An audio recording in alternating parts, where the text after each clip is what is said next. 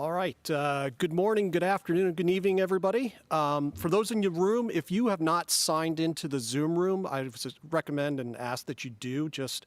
We do have some online participants, and we hope that it helps with the facilitation and discussion between in-person and online participants as well. And if you're looking for the audio, it's on channel 1 of the headset. My name is Jim Prendergast. I'm with the Galway Strategy Group, and as I was preparing for this, I realized this is my 17th IGF, which is a little frightening but exciting because what we're going to talk about is one of those issues that wasn't around at the first one that I attended, but it rapidly has appeared on the horizon as the IGFs have progressed. So the topic we're diving into today is not just timely, but it's absolutely critical. It's agentic AI and the need for responsible governance. We're witnessing a pivotal moment where AI is evolving beyond reactive tools to become proactive, autonomous agents capable of independent decision-making and action. This leap presents both incredible opportunities, but also some challenges that demand immediate and thoughtful attention, and that's what we want to do today. Our goal is to explore these new frontiers, understand the implications of this powerful technology, and sort of collaboratively work towards a future where agentic AI serves humanity responsibly and ethically. So let's get started. Where is my clicker? Maybe advance the slide if you can in the back. Could you grab that for me? There we go. Okay, back to the agenda if you would. Back one slide. All right, so just real briefly, I'll cover what we're going to do today. We've only have 60 minutes. So for what could possibly be a 3-hour discussion. So, and when I say discussion, I mean it. We want this to be as interactive as possible. We want to include everybody's comments, thoughts, questions, et cetera. So we're going to leave about half of our time for Q&A. What we're going to do is we're going to have some brief scene-setting remarks from our 4 fantastic panelists, touching on both understanding agentic AI and both the challenges and ethical considerations that come with the use of this technology. So let me introduce you to our panelists. On my left here in the room, we have Will Carter, who leads AI policy at Google, where he focuses on advancing AI innovation at Google and smart AI policy around the world. He made his way from his home in New Mexico in the United States. Joining us online is Luciana Benotti, who is the head of research in AI at, here goes my Spanish, Fundación Vía Libre. She innovates in participatory methods for AI evaluation in Latin America and is joining us from Argentina. Jayantha Fernando is a veteran technology and digital law expert and the head of technology, media, and telecom practice at Heritage Partners in Colombo, Sri Lanka. He's also a member of the Sri Lankan AI Task Force. He will be joining us in a few minutes, I believe, from Kuala Lumpur. Tracking him down is difficult, to say the least. He's always on the move. And then finally, to my right, we have Dominique Lazansky, who is an expert in standards development and negotiates for the UK government at the ITU. She's also a fellow at the University of Pittsburgh, working on tech policy, and is a consultant on a wide variety of tech projects globally, including in Ukraine. She splits her time between London and Lillehammer, just north of us here in Oslo.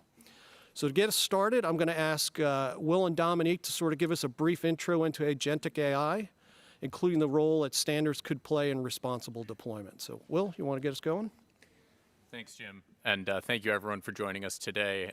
Jim gave me the unenviable job of trying to define agentic AI and set the stage for this conversation, which is probably one of the most fraught topics in AI policy at the moment. There is no consensus definition of what agentic AI is, and we're only beginning to see the capabilities of this technology emerge. And I think that a lot will transform over the next couple of years as more of these agentic AI solutions are rolled out around the world. And at the same time, we can identify certain attributes of agentic AI systems that are more unique, certain defining characteristics that differentiate agentic AI from previous generations of AI assistants. And really, I would point to 2. The first is the ability to do more complex reasoning within the model, and the ability to perform more complex tasks on behalf of the user. And really, those 2 key characteristics, the ability to reason about more complex topics and then take action, are what differentiate emerging agentic AI solutions from previous generations of AI capabilities. So what is this about? Why are we even doing this? Why are we pursuing these technologies? I think that, for us at Google, agents are the next step on our mission from our foundation to really organize the world's information and make it universally accessible and useful to people. You can think of agents as the next step along a journey that started with what we called PageRank, the original Google search. Over time, we introduced machine learning into search in order to better understand context and provide more relevant answers to user queries. We introduced models like BERT and MUM, early large language models that allowed us to process more complex queries and route users more efficiently to relevant results. And now we've introduced features like AI overviews, AI mode, the Gemini apps, which leverage really cutting-edge large language models in order to answer users' questions and direct them to actionable results. And agents are that next step, that are going to get our users to more relevant responses, more relevant results in fewer queries, and allow them to take action more efficiently. So it's really about, that next step in simplifying the user journey and really delivering better results for our users. And what does that look like ultimately? This is aspirational.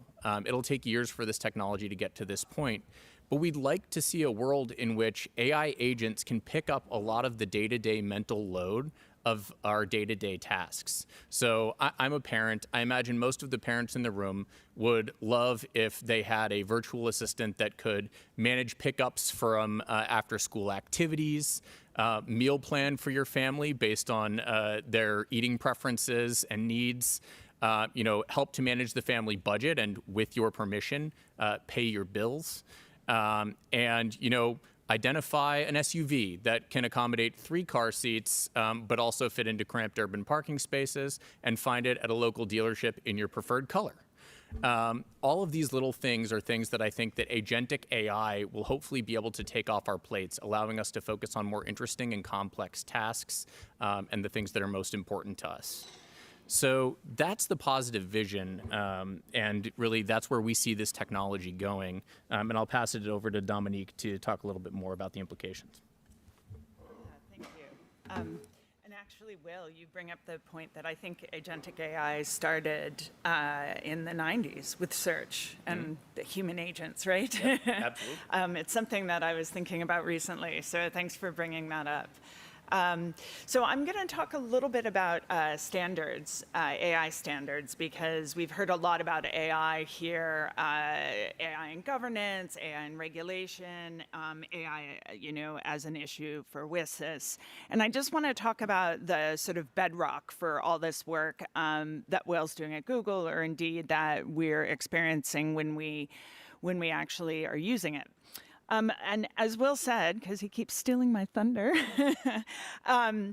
they're setting definitions and terms is really, really key. And there's been a lot of proposals in this area. And again, when I think of standards, I'm talking about technical standards. We also, for agents as well, we have more standards that we're going to have to look at in the future regarding personal information, privacy, frameworks around deployment. And as you probably know, a lot of like the European Commission and a lot of other organizations globally are starting to think about that, as well as not-for-profits and other think tanks as well, and academic institutions like my own. But so definition is one that I'm really, we're all kind of struggling with, because, when we say AI agents, it could mean different things to different people depending on regulation or depending on where they're sitting, quite frankly. So from a technical point of view, JTC 21 within ISO has set up a group for defining standards, and they've started to produce documents, and they're also talking a lot about agents as well within that. So the thing is, as AI progresses and as it becomes standardized, there's a few other things that'll need to happen with respect to agents as well. One is defining the processes, test methodology, which will be particularly important for engagement, metrics, reference points, and risk analysis. But I think the most important thing as we go forward with this from a standards point of view and from a discussion point of view for all the different companies and the different organizations coming up with agents is going to be how there's going to be compatibility and interoperability. Without that, the different ideas and the different potential market solutions to things, whether it's on a travel site or whether it's food shopping or perhaps even medication, won't be able to take place. And standards provide stability as well, provide a baseline and provide a foundation for everything going on as this continues to grow.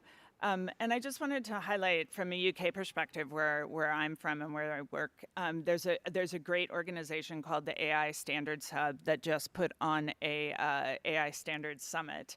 And there's videos from that summit as well that are really good to dip into and gives you an idea of what the technical standards are, what people are talking about with GDPR and et cetera, and all of that. So from that point of view, I think there needs to be some stability and some sort of common framework or multiple common frameworks from which we can jump off of. And I think that's what's happening from that point of view. So I'm going to stop there. We can talk more about it. Sure. Yeah, no, great. Thanks, Dominic. And, sort of we're setting the stage here. We can certainly come back to some of the topics that were raised. Luciana, I'm going to turn to you next since we're still waiting on Fernando to join us. Why don't you go ahead and, talk about some of the research you've done and some of the challenges you've discovered along the way. Well, first of all, thank you very much for the invitation, Jim. I'm happy to be here. I hope next time I can join you guys there in person. I haven't been to the IGF in person myself. And I think the slides need to go on. Yeah, that's right. So those are my slides.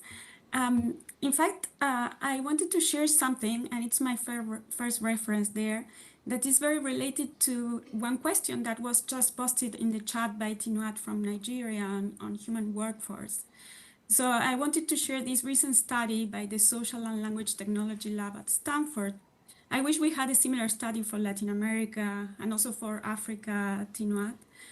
It surveyed 1,500 US workers from 100 occupations, asking if they want automation with AI agents. The results show that workers do want automation, but in a large proportion, not the kind of automation that AI agents currently offer. In this survey, almost half of the tasks offered by the AI agents that were described there that are offered now by the AI agents were seen by workers as non-desired for automation, including, for instance, agenda setting. While other tasks, for example, scheduling meeting times through a natural language conversation, have a high potential for automation, according to the AI researchers that were also involved in the survey to see whether the tasks were actually feasible. But these tasks receive little investment. So who is responsible for this misalignment between human needs and AI agents' current capabilities? Well, not only companies deploying agents, as many of them rely on a few large language models that work well for some tasks and not for others behind AI agents. It's also important to notice that this misalignment carries an environmental burden. Every hour and every task performed by a misaligned agent, and I'm not talking about training that agent, contributes to unnecessary energy consumption and carbon footprint that is not making most humans' lives better, according to this survey. So there is another aspect. Once we decide on a task, if that task is aligned with the needs of the humans, how do we choose one AI agent over another, right? So there are also ethical considerations there. And in order to choose between one AI agent over another for a particular task, usually we use metrics. So for measuring for instance, the energy consumption, and also metrics for deciding which agents make less errors. Some of the most used metrics in AI are not transparent. For example, F1 and accuracy, they treat all kinds of errors in the same way. Let me give you a concrete example. Suppose a government is using an AI agent to decide which families receive an energy subsidy. A false positive here means giving a subsidy to someone, to a family, that may not need it, so it's an inefficiency. But a false negative, denying a subsidy to a family that depends on it, can mean kids going without power to study or to store food, for instance. So F1 and accuracy, that these metrics that are very common in machine learning, do not distinguish between these two types of error. In her paper that we see here, Luciana Ferrar argues that these metrics obscure these risks. She argues that to select good models, researchers can just hand off this risk consideration of different kinds of errors to policy implementers. These decisions, these metrics have to be built into model selection from the start, better metrics that consider different kinds of errors. This means involving domain experts in early stages of AI design to decide what kind of errors have different kinds of risks and costs, and not in the late stages as is done in human oversight. So I will leave the last reference there for later on to get the discussion going. Okay, thank you very much. We are still waiting on Fernando to join us, so I guess, you know, as we previewed for you, we want to make this interactive. So what I'm going to do is I'm sort of going to get the discussion going. I've got a couple of questions for our panelists, but so everybody knows rules of engagement here in the room. There are microphones on either side. For our remote participants, if you have a question, please type it into the chat. I know that's not ideal, but from a technological standpoint, that is the most efficient way to make it happen, and I will read your question into the chat. So let me, you know, we touched on, let me just bring up some thoughts here. So obviously safeguards is something I think everybody in this room is concerned about. You know, you hear the potential horror stories of AI agents running amok. What are some of the safeguards that we do need to protect, you know, privacy, safety, and autonomy in a world full of AI agents? So I'm sure you've given this a lot of thought. Quite a lot of thought. This has been core to our mission at Google from the beginning, from our earliest days, and I think agents in some ways take some of these risks and some of these questions to a new level, particularly the degree of autonomy with which they can operate. But really the trade-off between autonomy and human oversight, I think, is crucial to this. And it really is at the center of our approach, which focuses on putting the user in control. You think about what are some of the unique challenges that arise with agents, because in many ways, I want to emphasize, we don't need to reinvent the wheel. AI agents are AI systems that reflect a lot of the long-standing challenges and concerns associated with AI in general. But they do have certain unique attributes that raise new challenges. One is the fact that AI agents are often made exponentially more effective by greater access to sensitive data. You think, for example, of an agent that, to Luciana's example earlier, wants to schedule meetings in your calendar. It needs access to your calendar, perhaps to your email, in order to understand your schedule and what can be moved around, where there is availability for a meeting to be scheduled. So making sure that the user is able to express granular preferences and control what data is accessible to their agents in order to perform the tasks that they want that agent to perform. Also making sure that they're able to control what data is retained by the agent. They're able to delete old sessions. These are all core capabilities that we build into our agents and that we think are going to be crucial going forward. Another form of user control is making sure that we're passing back from the agent to the user to make important decisions, particularly ones that have significant impacts or that are difficult to reverse. To give you a concrete example, let's say that you ask your agent to plan your dream vacation. The agent can autonomously go look at possible vacations on the web, identify ones that map to your particular travel preferences. Maybe you're a beach person, maybe you're a mountain person, and plan a great vacation. But we want that agent to pass back to the user to confirm before it goes ahead and makes any bookings, spends any money, makes commitments on behalf of you and your family. So that user control, I think, is really central. Another big concern with agents is that they're susceptible to what's called prompt injection. So the idea that third parties might try to manipulate the agent and get the agent to take actions that are not in the interests of the user. Here, part of it is making sure that we have robust security built into our systems, and that that the models themselves are trained to identify third-party attacks and also to prioritize the user's needs and instructions over those submitted by a third party. The second piece is making sure that you have appropriate policies in place and that you have appropriate tools to enforce those policies, so that if the agent does behave in ways that are unexpected or unintended, that you're able to intervene and prevent the agent from taking actions that could be harmful to the user. And then the other piece is making sure that there's transparency that enables accountability to the user. You want to make sure that the user is able to understand what actions the agent is taking on their behalf, and is able to intervene as needed to make sure that they remain aligned with that user's interest. The last thing I'll say is a big part of this, as Dominique alluded to earlier, is going to be about how we build the protocols and standards for the agentic web. And I think, it's really important to remember that agents interact with data and systems in a very different way than humans. But right now, we're building agents that are using user interfaces and online capabilities that were designed to interact with people. I think that's going to change as more and more agents are taking more actions on behalf of users on the web. And there's a very real possibility that we'll end up with what is in many ways a new layer of the internet. We're already starting to see this develop. Google developed the agent-to-agent protocol to help agents to interact with each other in a vendor-agnostic and application-agnostic way. Anthropic developed the model context protocol to help agents understand and interact with data in safer and more intuitive ways.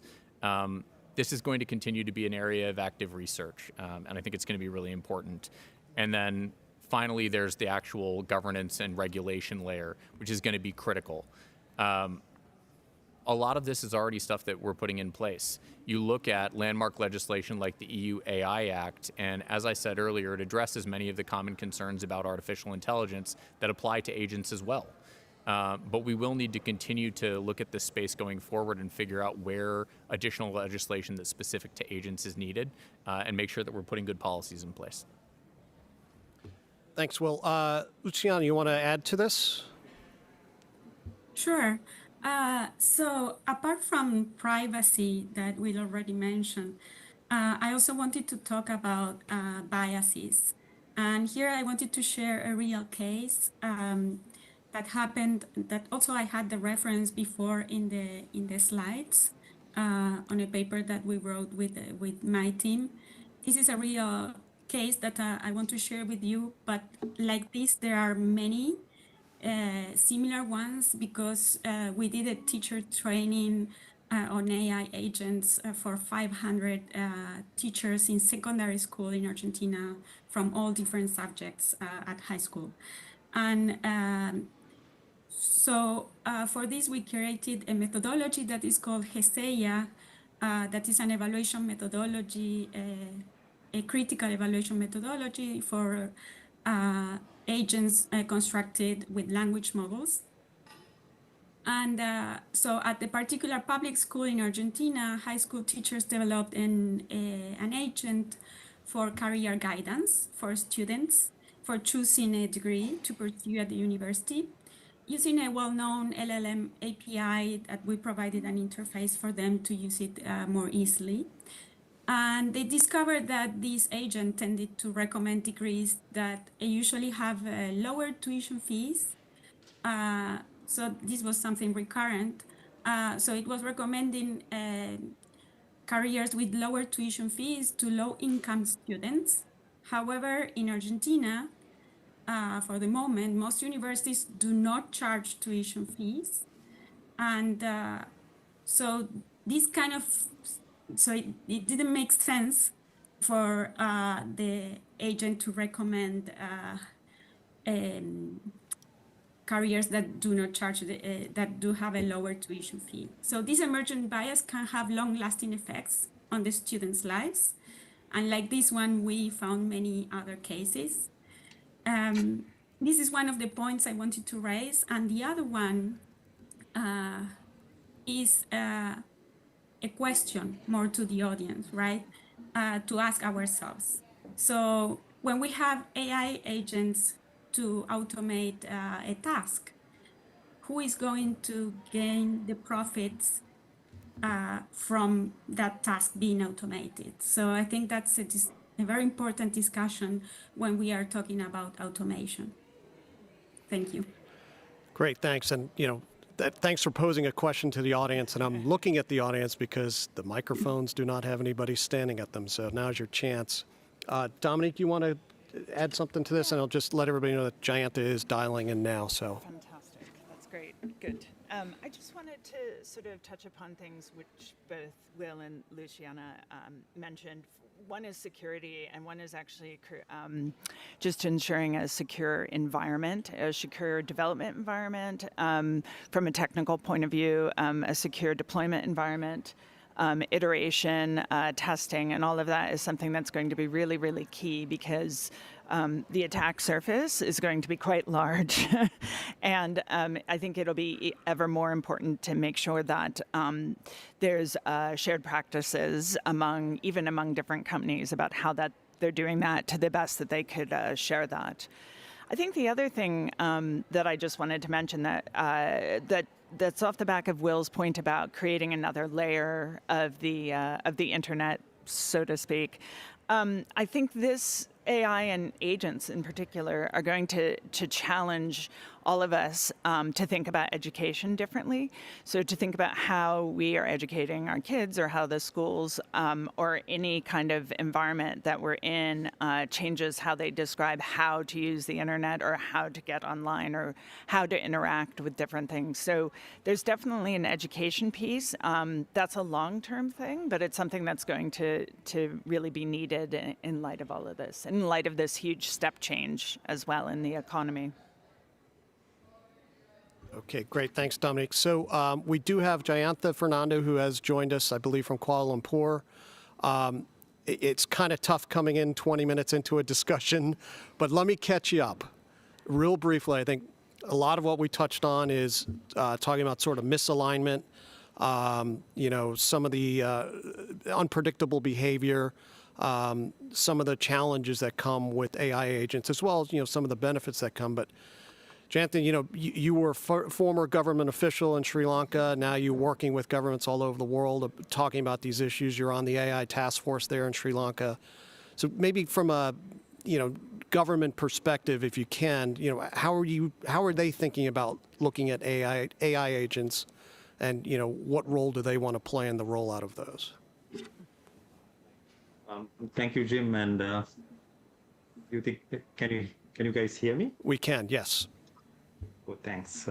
I'm sorry to come in late, just in the middle of cybercrime and electronic evidence program ongoing here with the government authorities here in Malaysia.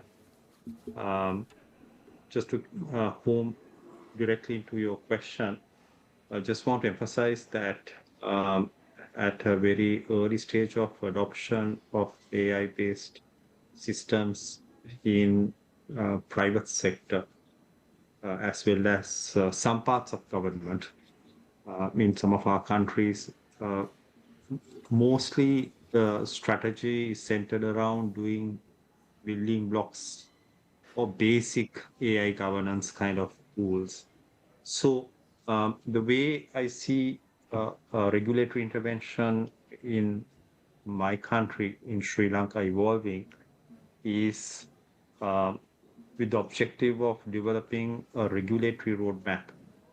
The AI task force has set up a legal working group entrusted with that task, it's expected that we deliver the roadmap or a draft for public comment and stakeholder feedback in around mid-July. So we are at the very tail end of constructing something. But the objectives are to promote responsible innovation through flexible governance tools and address critical AI risks, including discrimination, transparency, privacy, safety, cybersecurity, as well as accountability. And then to look at existing legal frameworks to see how best AI-related challenges or facilitation is provided. If the existing legal frameworks are a barrier, there is an expected timeline that's currently being developed to modify, amend, or develop new legal frameworks.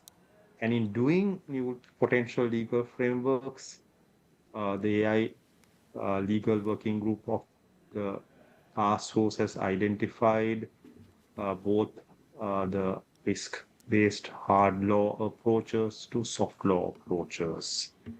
And the tendency in our part of the world is to look at soft law primarily as an approach being what is perhaps best for Sri Lanka, given the landscape evolution that is expected. You mentioned about AI agents, exact scope and perimeter and the boundary and the risk challenges associated with AI agents are being examined, right? And there is not much visibility on how the challenges may evolve before we even think of potential legal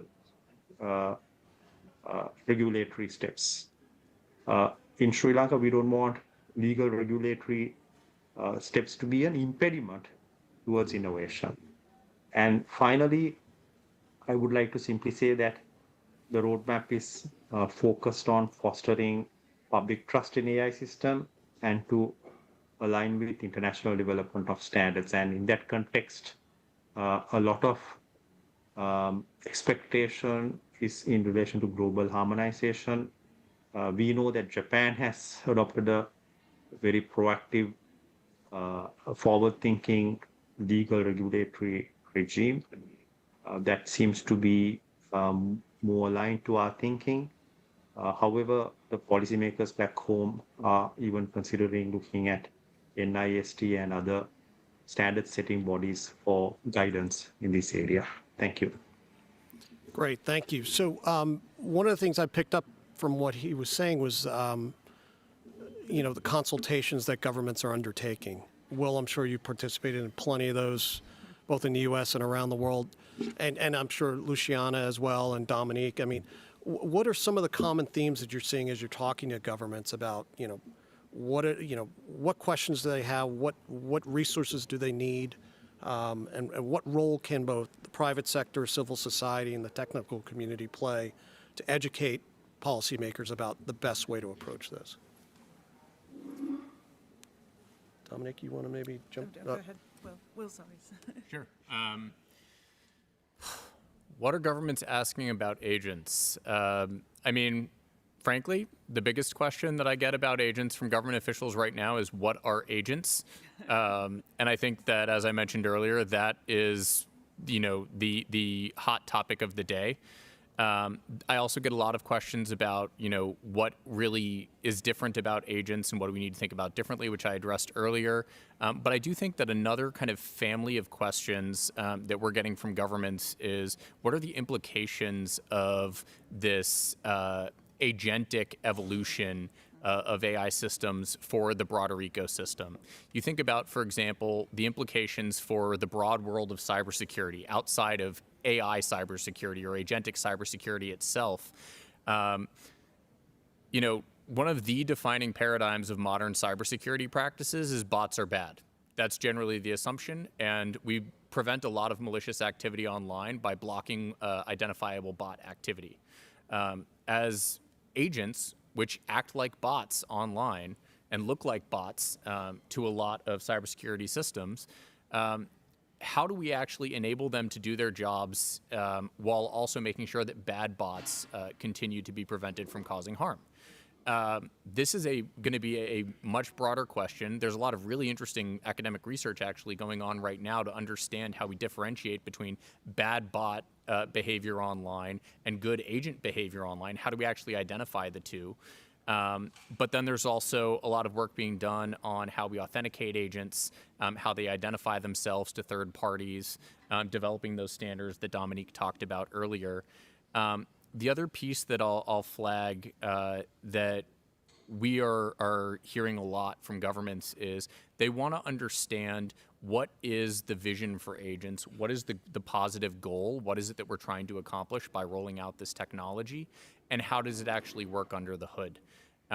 And I am really encouraged to hear this. I think it's a lesson learned from the last few years of AI policymaking that really having a robust understanding of the technology and how it works and what the problem is we're trying to solve for users is important to making good policy. So to me, it's really encouraging to see governments increasingly starting from that place and building that into their thinking about regulation. Great, thanks. I see Luciana's got her hand raised. Yes, I just wanted to add that since I'm also a computer science teacher, professor at the university, one question I get a lot is how is this going to impact software engineering, right? Because AI agents are being used more and more by software developers to automate a large part of the software development chain. So I think this is a very important discussion also to have because it has the potential to impact in a strong way the workforce of software engineering, also for those countries that have workers, have a lot of workers in this domain. So I think that's another topic that I wanted to raise. And I thank you for raising that as the parent of a rising third-year computer science major, because it's definitely front and center in our house. And these are the discussions you need to have with a 20-year-old these days. It's really important to focus on. So, Dominique? One of the things that I want to point out also is that so the regulatory frameworks are still emerging, but they're also very different, right? So in the UK, there's a push and the AI strategy there more generally is to focus on adoption and use and innovation, whereas the AI Act in Europe has really specific requirements in terms of like risk analysis, practices that are prohibited, and in particular, one of the prohibitive practices that's named in the AI Act in the EU is behavior manipulation. So that's going to be something that's going to actually be quite challenging. And how to align that, for example, with what's going on in North and South America, what's going on in other countries, other regions. We've heard from what's going on in Asia Pacific more generally. So I think there's going to still have to be some alignment and agreement about how agents are going to act internationally. And again, best practices and frameworks are going to be key here, but just keep in mind that like different countries and different regions are probably going to react differently to agents, also from a cultural point of view as well. So that's something I wanted to bring up. Great. Nico, thank you for being the first to come up here. Thank you so much. You would introduce yourself and fire away. Can you hear me? Yep. Oh, well, so thank you to our fantastic panelists. My name is Nico Caballero. I'm the GAC chair at ICANN, Governmental Advisory Committee. And I have a question for the experts here regarding the influence or the effect that nowadays, sorry, I'm having trouble with my headphones. You can hear me, We right? can hear you. Maybe All right. take it off and it's a little easier. All right. for you. Yeah. Okay, that's better. So my question is regarding, regarding machine learning. Let's say machine learning in general. We have supervised machine learning, unsupervised, and then reinforced. Supervised being, classification, for example. The way banks and credit cards and everything use classification systems. clustering for unsupervised learning, and then we have reinforced learning, LLMs, and ChatGPT and DeepSeek and Gemini and many others. So my specific question is how are agents, having, or what kind of influence do agents have as regarding supervised and unsupervised learning? For example, classification, just to give an example, or clustering as regarding unsupervised learning. Sorry if I think it's a very simple question. I'm not overly complicating things, but if you can give us, some what the latest, news you have in that regard, I would greatly appreciate it. So it's an interesting question. I don't think that, as far as I'm aware, agents are not used in overseeing training, at least that I've seen up to this point. Generally, agents are trained, are derived from the largest and most complex models, because those models are able to conduct the multi-step reasoning and take more complex actions, as I mentioned earlier. So that means that they're often trained using unsupervised learning. That being said, there's a lot more that goes into training those models than just the really large pre-training runs that people think of. And often there is additional supervised training and fine-tuning that's done on those models. They're often retrained using user feedback or based on actual user journeys, sometimes with what people tend to think of as reinforcement learning, which is more real-time, but often in batches and using curated data sets. And so I think that you see a mix of all of these things. An additional piece is when we use agents, we're also using a variety of other systems, many of which are ML-based around those systems. For example, classifiers, in order to oversee and manage agent behavior and enforce our policies. And so all of these systems are working together. All these methods are working together to make sure that, as we've been talking about, agents remain aligned with the user's goals and kind of with broader societal values, and that they're doing what the user needs.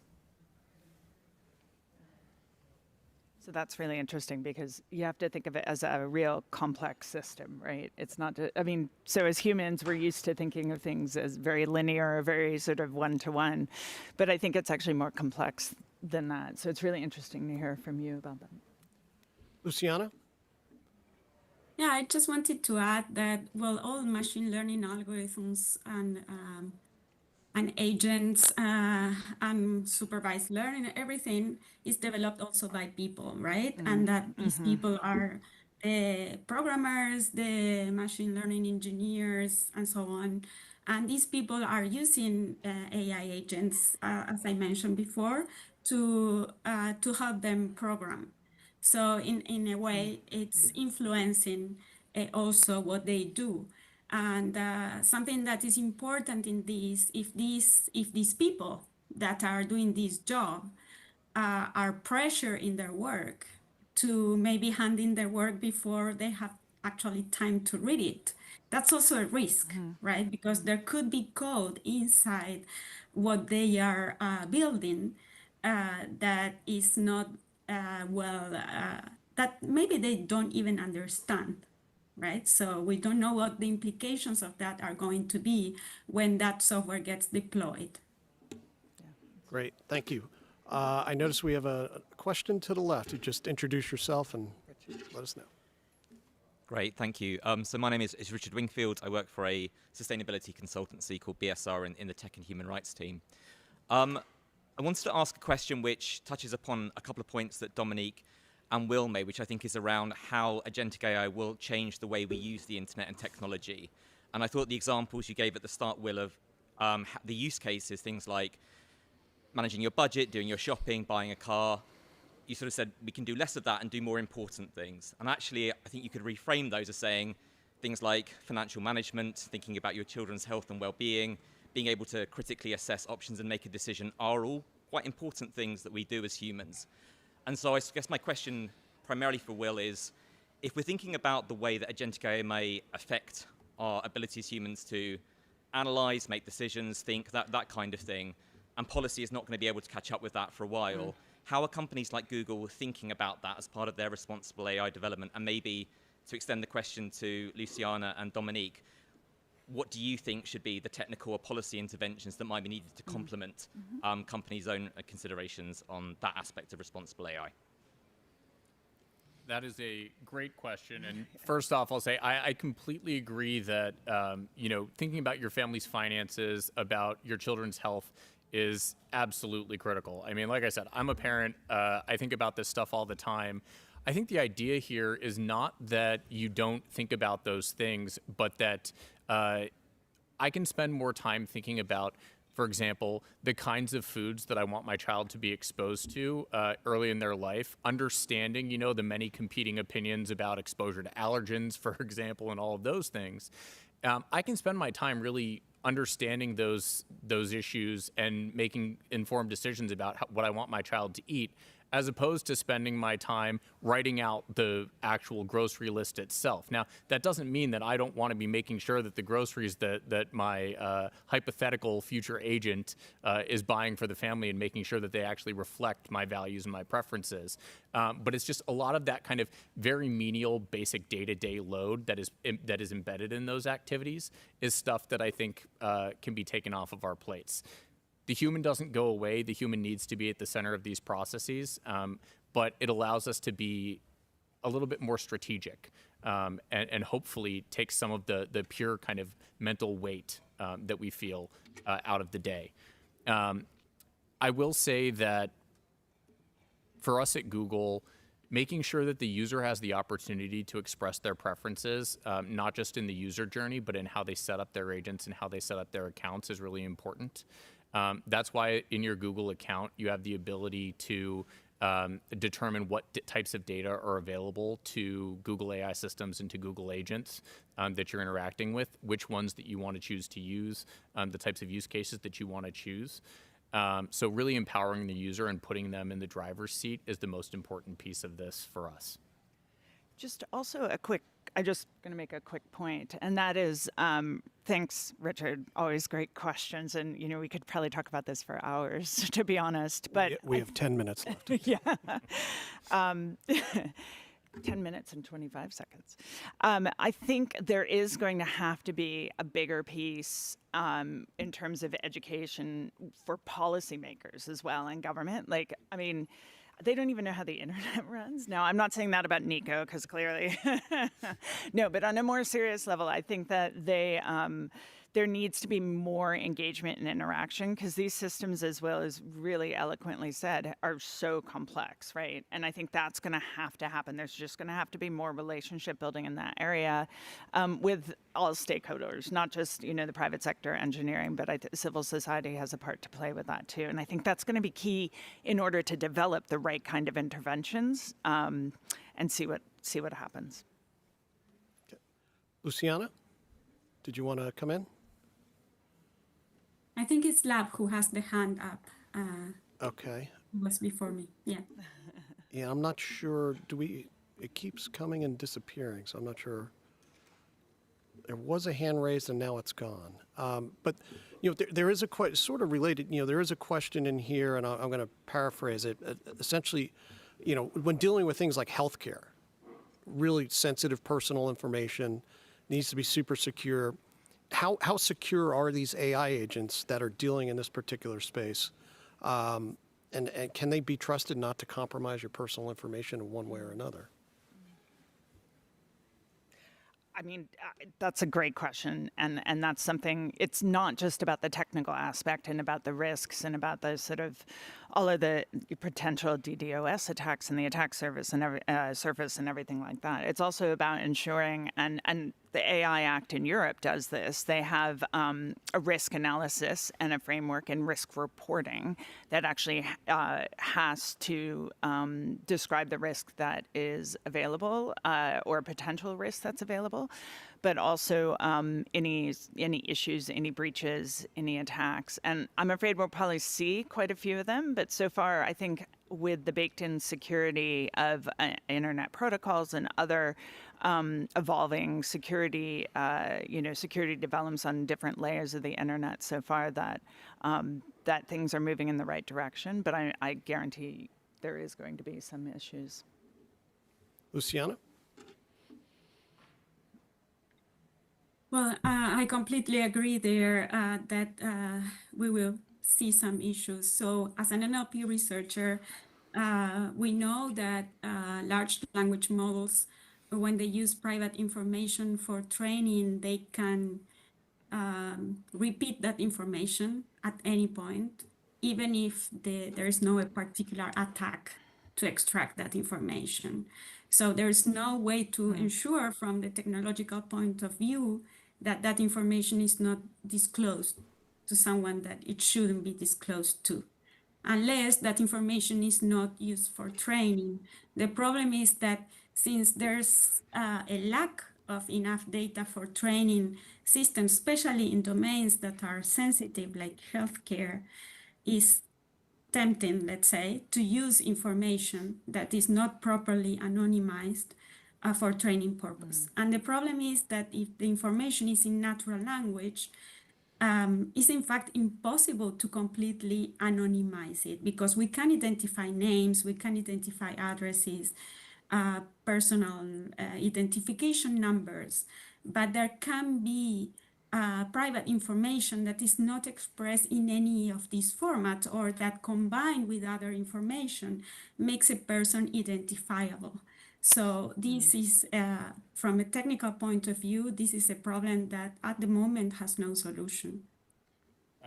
Jim, can I come in on that, Jim? Sure, please. Yeah. So Jim, I think on that particular area that other panelists touched on, I just want to give some perspective.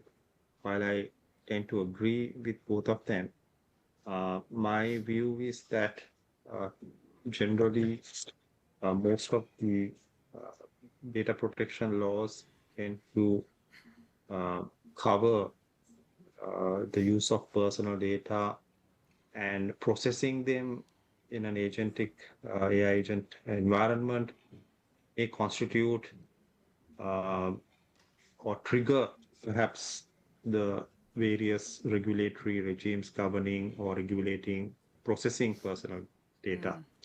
And in the context of maybe health related information, which would definitely come within the category of special categories of personal data. High degree of protection is required in most countries. Same is true when it comes to Sri Lanka. For example, we have a personal data protection law founded on the OECD privacy guidelines, as well as based on some of the principles contained in GDPR, but the enforcement regime is not based on GDPR. Enforcement framework is primarily based on some of the APAC privacy framework principles, with options to do course corrections before moving towards a regulatory fining kind of regime. So I think both in terms of regulatory intervention, one has to be careful not to stifle innovation. While we need agent AI growth, that should not be hindered by regulatory frameworks such as privacy laws.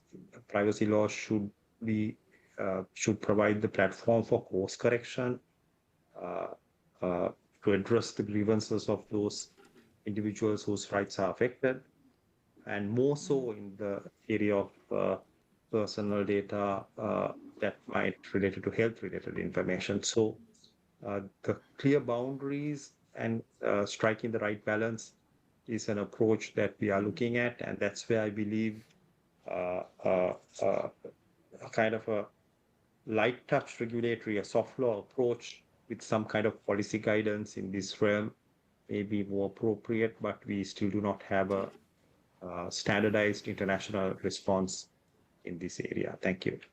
Thank you. And this always happens. We have 3 minutes and 20 seconds left, and we have two people at the microphone. So what I'm going to ask you to do is both ask your question, We'll try and answer it, but they have told me they will cut us off at 12:30. So I'm not sure who was first, but go ahead and we'll try and answer them real quick in a lightning round and finish up as well. Thanks. My name is Carl Fredrik Haugland. I'm here on behalf of myself as a member of the tech community. We'll touch on the topic of keeping the human in the loop on impactful decisions made by the agents. And with the introduction of agentic AI, the role and responsibilities of the user and service providers change. And as companies start offering agentic AI solutions, how do you think the dynamic between the user and the service provider will change? And how do we establish a conscious and informed approach to the responsibilities and accountability in this new dynamic? Well, then we'll take a question to the left. Thank you. Anne McCormick, EY, Global Head of Public Policy. I'm interested in this context of policy not just being regulation. One of the key things are market forces, but market forces by themselves are slow. We're seeing in the space of AI something which is demand by board members as well as actually developers, which is third-party verification, third-party assessments, third-party assurance, third-party audits to be made public and meaningful. I think this is something to look at as a tool, a voluntary tool, but a tool with specific parameters to be applied to agentic. It supports adoption, it supports trust, and it forces disclosure and learning throughout the ecosystem. We're about to publish something on this next week online, looking at what's happening across the world. Happy to share, look it up on EY's website. But these are existing tools that are flexible. Thank you very much. Great, thank you. So 15 seconds per panelist. Respond and wrap up and give us a final parting thought. Great. So I'll go just to say that like the kite marking or assurance assessment has a long history in telecoms and physical devices. So there's a lot to, as you were saying, there's a lot to base like a sort of kite mark or an assurance mark on. So that's great, actually, that we have like a history of that. I don't know. I think I'm going to go off the grid. Or pass. Or pass. Will? I completely agree. There is a long history there, and I do think that building assurance and validation frameworks and having third parties helping us to build trust in these AI systems and agentic systems is going to be critically important. Coming up with good metrics and evals to support that is a continuing area of research, and I think we're really investing in that on the Google side, and are really excited to build partnerships to do more of that. To the other question, I would just say, as I mentioned before, being really thoughtful about passbacks and how we loop the user back in ways that are useful and beneficial to the user is really the critical piece. But also, as we learn over time from user feedback what they like and don't like, and what does enable them to trust the system, that's going to allow us to continue to improve. Luciana, final comment.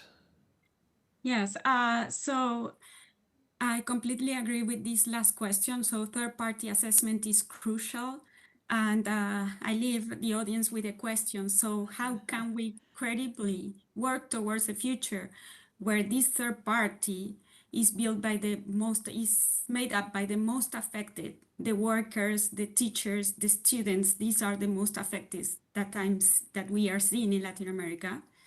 And when they are meaningful co-designers of the AI agents that affect them, and that are involved also in analyzing the environmental impacts with metrics that they can understand, and not just use them as raw data providers. So that's my question for you. And finally, if you are there in person, please reach out to Beatriz Busaniche that can tell you more about our work in Fundación Vía Libre. That is there in the room. And Janta, I'm sorry, but our wonderful, polite Norwegian tech support team is giving me that look. So we're unfortunately going to have to wrap up. But Will and Dominique are still going to be here. Any questions? I'm sure they'd be happy to talk to you afterwards. Thanks for Luciana and Janta joining us remotely, and thanks for everybody for participating in person. Thank you. Bye-bye.